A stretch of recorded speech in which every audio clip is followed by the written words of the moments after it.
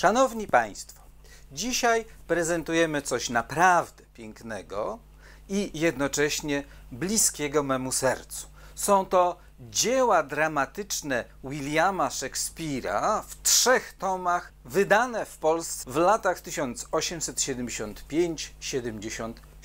William Shakespeare, jak wiadomo, urodził się 23 kwietnia 1564 roku, choć tradycyjna data na podstawie zapisu w księgach parafialnych odnosi się do daty chrztu, który nastąpił 26 kwietnia w Stratford-upon-Avon w hrabstwie Warwick, gdzie Shakespeare także zmarł 23 kwietnia 1616 roku. Angielski dramatopisarz, poeta i aktor uważany jest oczywiście za najwybitniejszego dramatopisarza świata. Wiadomo, że w Polsce sztuki Szekspira wprowadził na scenę Wojciech Bogusławski, wystawiając Hamleta, a następnie Romeo i Julię pod jakże ponurym tytułem Groby Werony, a także Króla Lira i Macbeta. Co interesujące, zostały one oparte na wcześniejszych francuskich lub niemieckich przeróbkach sztuk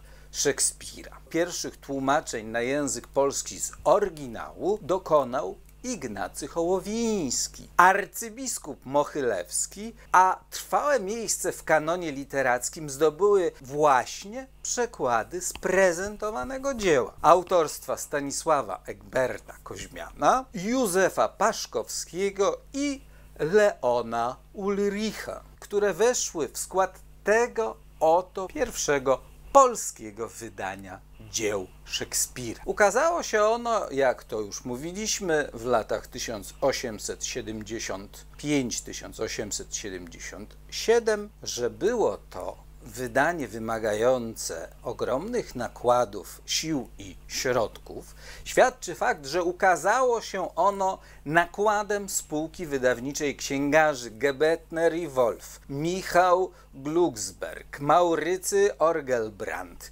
Gustav Sennenwald i Edward Wende. Zapewne wydanie wymagało tej współpracy także dlatego, że zostało ono ozdobione 545 drzeworytami rysunku H.C.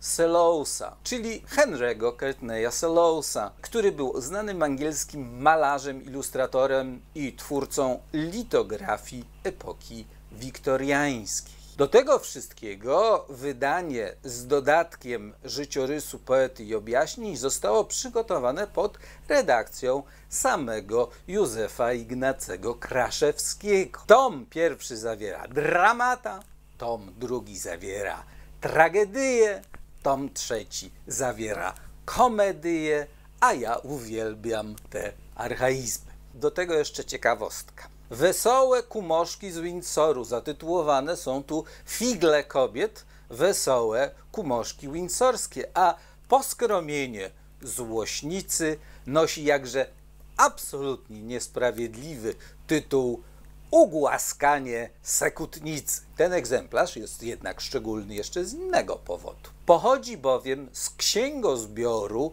jednego z najbardziej znanych teatrologów polskich XX wieku, profesora Zbigniewa Raszewskiego. Zawiera m.in. jego exlibrisy. Raszewski, historyk teatru, edytor i pedagog, od 1956 roku współredagował Pamiętnik Teatralny. Był profesorem Instytutu Sztuk Pan, a także wykładał w warszawskiej PWST. Był również autorem prac z dziedziny historii teatru polskiego, w tym krótkiej historii teatru polskiego z 1977 roku, która stanowiła pierwsze w Polsce całościowe ujęcie historii rozwoju tej dziedziny sztuki. Na koniec wracam do naszego wydania Szekspira.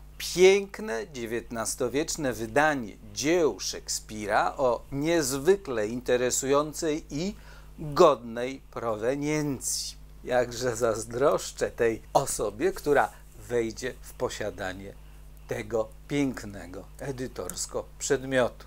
Zapraszam na stronę www.atticus.pl do działów teatr i film oraz dramat.